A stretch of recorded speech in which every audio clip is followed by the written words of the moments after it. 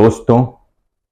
आज सियासत खाली सियासत न रहकर मफाद परस्त और जातिवाद की सियासत बनकर रह गई है। इलेक्शन फितना और नफरत का कारोबार बन चुका है। इलेक्शन आते हैं, फितना फैलाते हैं। अब अगर फितना फैल रहा है या फैलाया जा रहा है तो समझ लीजिए कि यह सब इलेक्शन की तैयारी है, इलेक्शन की वजह से।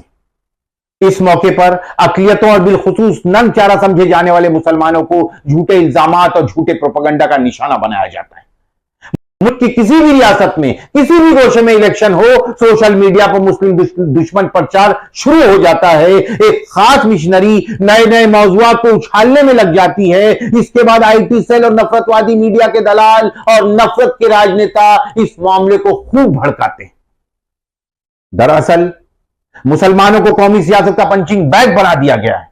मुसलमानों को हर तरह से डराया धमकाया जा रहा है। कभी सरस्वती वंदना के नाम पर, कभी वंदे मातरम के नाम पर, कभी तलाक सलासा के नाम पर, कभी सीएए और एनआरसी के नाम पर, कभी आर्टिकल 370 के नाम पर, कभी बॉम्ब ब्लास्ट के नाम पर, कभी मॉब लिंचिंग के जरिए, कभी मंसूबाबंद मुस्लिम कुछ फसादात के जरिए, कभी बुलडोजर राजनीति के तहत, कभी मुस्लिम पर्सनल लॉ से छेड़छाड़, कभी वक्फ बोर्ड की इमलाक पर हमला, कभी रिजर्वेशन में आनाकानी, कहीं मुस्लिम शहरों का नाम तब्दील कर देना, कभी मुसलमानों को घुसपैठिया करार देना, कहीं डिटेंशन सेंटर तामीर करवाना, कहीं उलमाओं, दानिश्वरों और मुस्लिम लीडरों को जेल में डालना, मंदिर के आसपास मुसलमानों को कारोबार ना करने देने की धमकी, मुस्लिम दुकानदारों से खरीदो फरोख्त ना करने का ऐलान, हिंदू इलाकों और हाउसिंग सोसाइटी में मुसलमानों को घर और दुकान ना देना, हलाल मीट पर पाबंदी, गोश्त के कारोबार पर पाबंदी, लव जिहाद के नाम पर सबक सिखाने की धमकी, दाढ़ी टोपी वालों की लिंचिंग, कर्नाटक में हिंदू मेले में मुसलमानों की दुकानें लगाने पर पाबंदी, मेरठ में बिरयानी का ठेला उलटना, जंतर मंतर पर मुसलमानों को मारने और काटने की बात, मध्य प्रदेश के कॉलेज में तालिबा के नमाज पढ़ने पर हंगामा आराई,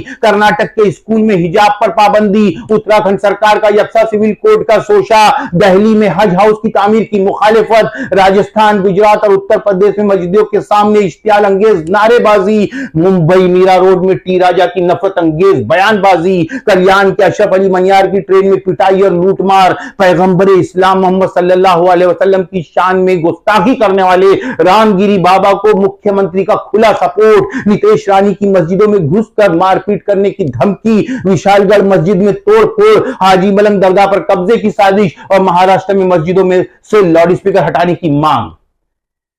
जैसे मुद्दों पर जगह जगह शरंगेजी की जा रही है।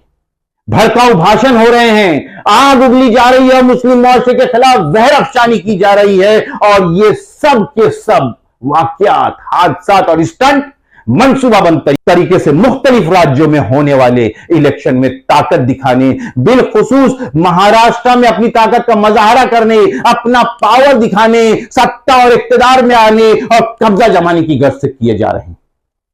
मुख्तलिफ पार्टियों के दिग्गज नेताओं को पन्नास खो के एकदम मौके के तहत सत्ता और मंत्री पद का लालच देकर अपना समर्थक बनाकर अपने साथ मिलाया जा रहा है। मुस्लिम दुश्मनी को हवा दी जा रही है, धर्म के नाम पर नफरत और जातिवाद की राजनीति की जा रही है, फसाद की चिंगारियां भड़काई जा रही है ताकि भगवाकरण किया जा सके और सेक्युलर हिंदुस्तान और सेक्युलर महाराष्ट्र को एक ही रंग बेरंग दिया जाए। मोहब्बत के हर एक जज्बे से वो इनकार करते हैं,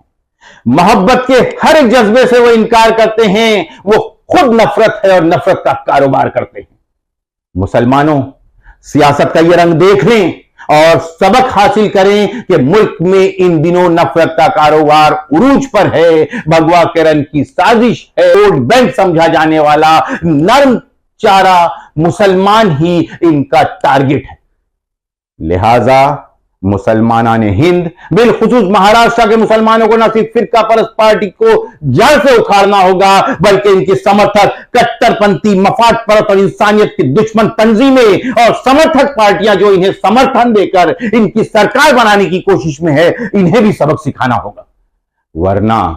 आज अगर हम ये ना कर पाए तो कल ये लोग सत्ताधारी बनकर अपनी मनमानी और तानाशाही के जरिए हमारी आजादी, रहन सहन, तालीम, रोजगार और मजहब पर भी पाबंदियां आयद करेंगे। लिहाजा